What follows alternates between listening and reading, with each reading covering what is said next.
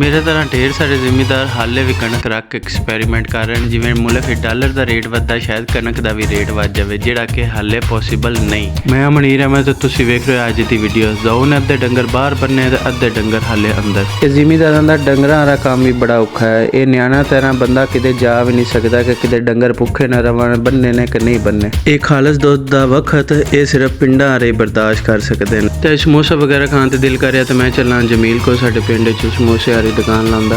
ਰਸਤੇ 'ਚ ਆਪਾਂ ਨੂੰ ਮਿਲ ਗਿਆ ਬਾਵਾ। ਇਹ ਸਾਡੇ ਪਿੰਡ ਦਾ ਜੀ ਬਾਵਾ। ਇਹਨੂੰ ਵੀ ਵੀਡੀਓ 'ਚ ਆਉਣ ਦਾ ਬੜਾ ਸ਼ੌਕ ਹੈ। ਸਰਦੀਆਂ ਨੂੰ ਗਰਮ ਆਂਡੇ ਆਰੇ ਹੋ ਕੇ ਮਾਰ ਕੇ ਲੋਕਾਂ ਦੇ ਦਿਲ ਬੁਲਾਉਂਦਾ। ਸੜਕ ਵੇਖ ਕੇ ਯਾਦ ਆਇਆ ਕਿ ਪੁਰਾਣੇ ਵਕਤਾਂ ਦੇ ਵਿੱਚ ਘਰ ਕੱਚੇ ਤੇ ਬਾਹਰ ਗਲੀਆਂ ਜਾਂ ਸੜਕਾਂ ਸਾਫ਼ ਸੁਥਰੀਆਂ ਹੁੰਦੀਆਂ ਸੀ। ਹਰ ਕੋਈ ਰੋਜ਼ ਆ ਕੇ ਮਾਂਜਾ ਮਾਰਦਾ ਸੀ। ਅੱਜ ਕੱਲ੍ਹ ਘਰ ਪੱਕੇ ਤੇ ਗਲੀਆਂ ਦੇ ਬਾਹਰ ਗੋਇਆ, ਮਿੱਟੀ ਤੇ ਪਤਾ ਨਹੀਂ ਕੀ ਗੰਦ ਪਿਆ ਹੁੰਦਾ ਹੈ। ਤੇ ਹੱਤਾ ਕਿ ਕੁਝ ਲੋਕੀ ਤੇ ਬੱਚਿਆਂ ਦੇ ਪੈਂਪਰ ਵੀ ਆਪਣੇ ਬੂਹਿਆਂ ਦੇ ਸਾਹਮਣੇ ਰੱਖ ਕੇ ਬਿਸਤੀ ਮਹਿਸੂਸ ਨਹੀਂ ਕਰਦੇ। ਤੇ ਸਲੂਟ ਹੈ ਉਹਨਾਂ ਲੋਕਾਂ ਨੂੰ ਜਿਹੜੇ ਲੋਕੀ ਹਾਲੇ ਵੀ ਸਫਾਈ ਨੂੰ ਤਰਜੀਹ ਦਿੰਦੇ ਨੇ। ਸਭ ਤੋਂ ਪਹਿਲੇ ਆਪਾਂ ਇੰਟਰਨੈਟ ਕਨੈਕਸ਼ਨ ਚੈੱਕ ਕਰਨਾ ਹੈ, ਕਿਉਂਕਿ ਸਾਡਾ ਪਿੰਡ ਇੰਟਰਨੈਟ ਦੀ ਦੌਲਤ ਨਾਲ ਮਾਲਾ ਮਾਲ ਹੈ। ਅਗਰ ਕਿਸੇ ਦਾ ਇੰਟਰਨੈਟ ਬੰਦ ਹੋ ਜਾਂਦਾ ਹੈ ਤੇ ਉਹਨਾਂ ਨੂੰ ਉਨੀ ਦੇਰ ਨੀਂਦਰ ਨਹੀਂ ਆਉਣੀ ਜਿੰਨੀ ਦੇਰ ਆਪਾਂ ਨੈਟ ਜਾ ਕੇ ਠੀਕ ਨਹੀਂ ਕਰਨਾ। ਤਾਂ ਇਸ ਤੋਂ ਬਾਅਦ ਆਪਾਂ ਪਹੁੰਚੇ ਜਮੀਲ ਨਾਨ ਟਿੱਕੀ ਵਾਲੇ ਕੋਲ। ਜਮੀਲ ਦੀ ਦੁਕਾਨ ਨਾਲ ਇੱਕ ਕੰਧ ਹੈ ਜਿੱਥੋਂ ਤੇਲ ਦੇ ਜ਼ਖਾਇਰ ਅੱਜ ਕੱਲ੍ਹ ਦਰਿਆਫਤ ਹੋ ਰਹੇ ਹਨ। ਮਤਲਬ ਕਿ ਖਾਮ ਤੇਲ ਨਿਕਲ ਰਿਹਾ ਹੈ, ਜਿਹੜਾ ਕਿ ਸਊਦੀਆ ਦੁਬਈ ਦੇ ਵਿੱਚੋਂ ਅੱਜ ਕੱਲ੍ਹ ਨਿਕਲਦਾ ਹੁੰਦਾ।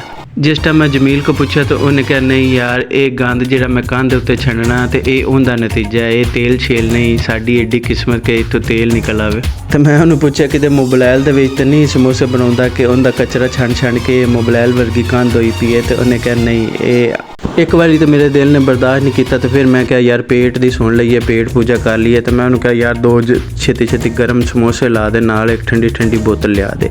ਤੇ ਜਮੀਲ ਨੂੰ ਇੱਕ ਹੋਰ ਵੀ ਚੀਜ਼ ਕਹੀ ਕਿ ਯਾਰ ਅਗਲੀ ਵਾਰੀ ਇਹ ਕੰਧ ਸਾਫ਼ ਸੁਥਰੀ ਕਰਾ ਲਈ, ਭਾਵੇਂ ਸਰਵ ਦੇ ਪੈਸੇ ਮੇਰੇ ਕੋਲ ਲੈ ਲਈ। ਉਹਨੇ ਕਿਹਾ ਅਗਲੀ ਵਾਰੀ ਕੰਧ ਸਾਫ਼ ਹੋਏਗੀ, ਚਲੋ ਵੇਖਣੇ ਅਗਲੀ ਵਾਰੀ। ਤੇ ਮੇਰੇ ਬੈਠੇ ਬਾਬਾ ਰਹਿਮਾਨੀ ਵੀ ਉਹਦੇ ਕੋਲ ਦਰਸ਼ਨ ਦੇਣ ਪਹੁੰਚ ਗਏ। ਤੇ ਮੈਂ ਉਹਨੂੰ ਜਿਵੇਂ ਵੇਖਿਆ ਤੇ ਮੈਂ ਉਹਨੂੰ ਕਿਹਾ ਆ ਜਾ ਯਾਰ ਬਹਿ ਜਾ। ਤੇ ਇਹਦੇ ਬਾਰੇ ਇੱਕ ਗੱਲ ਮਸ਼ਹੂਰ ਹੈ ਕਿਉਂਕਿ ਰਕਸ਼ਾ ਚਲਾਉਂਦਾ। ਉਹ ਕਹਿੰਦੇ ਇਹਦੇ ਬਾਰੇ ਦੋਸਤ ਮਜ਼ਾਕ ਨਾਲ ਹੀ ਕਹਿੰਦੇ ਜਿੰਨੇ ਮਾਂ ਪਿਓ ਨੂੰ ਸਤਾਇਆ ਉਹਨੇ ਰਕਸ਼ਾ ਹੀ ਚਲਾਇਆ।